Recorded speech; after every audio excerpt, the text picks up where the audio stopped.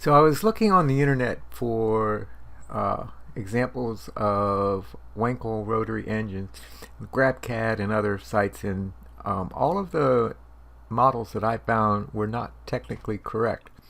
And so I decided let's see how to generate the Wankel rotary engine. Now I've already created the gears in this assembly, and so our goal then is to cut the hole in the engine block for the combustion chambers. And so let's look at the various parts that I have right so far. So I have a engine block that we're going to cut out. I have a spur gear. Now this spur gear is stationary. It's bolted to the front cover of the engine, so this gear doesn't move. It's fixed in position. Okay, so there will be a cover on this housing, and that is bolted to it. And then I have a ring gear. If I open that, and I have this ring gear embedded into our rotor for the engine. I placed a point here at the intersection of where this curve would intersect this curve, and later on we can put the components that go into these slots to seal the combustion chambers. Alright, so for the joints, I have a revolution joint between the housing and the rotor. And actually, let's look at that. Let's look at that crankshaft.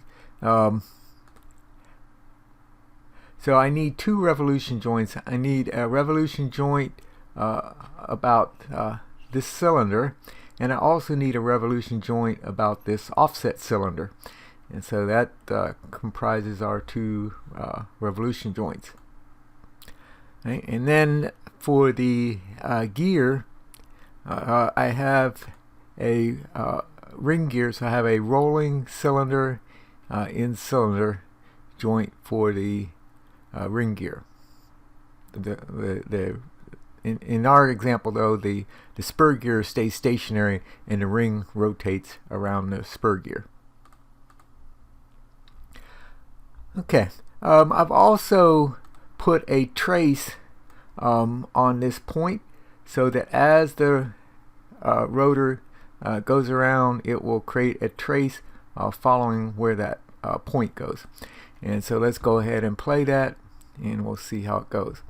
And I'm going to do 720 calculations, whatever number of calculations, in 3 seconds. The time period doesn't really matter, just so I do one revolution. And so I'm going to go around, and we see that it's tracing out the path of that point.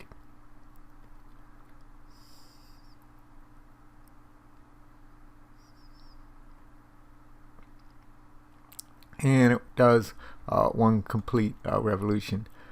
I'm going to open up the output grapher. And so here is our trace.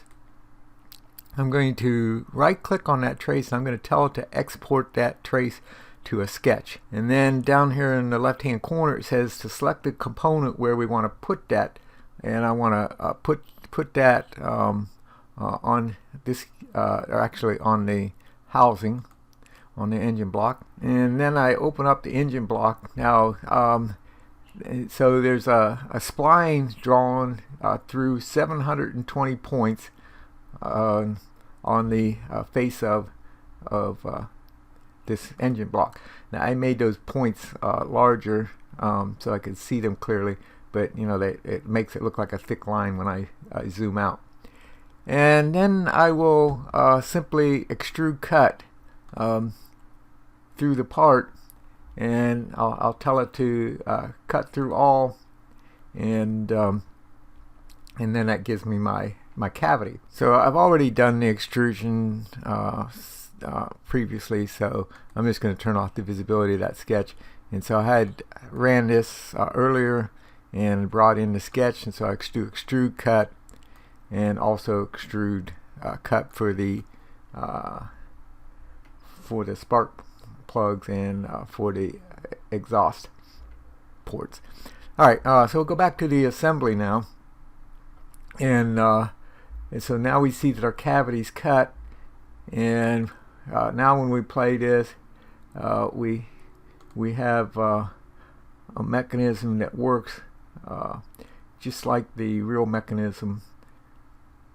And the only thing we need to do now is add the parts in here that form the combustion seals, and we'll put a rectangular part in this slot with a spring force holding that out against the block.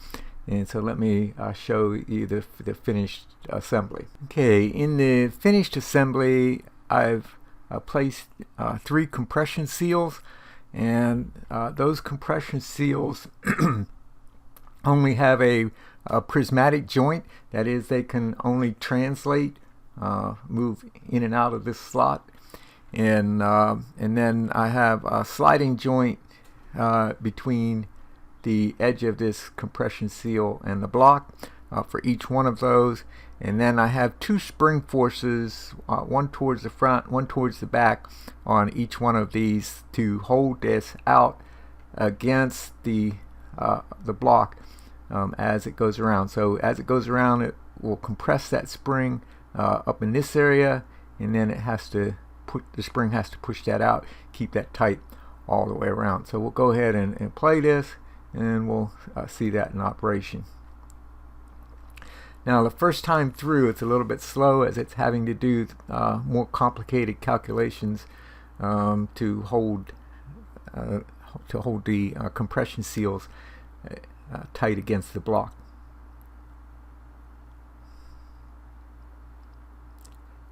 So I think you get the idea. So that was using a trace of a point to alter or to modify or edit existing geometry.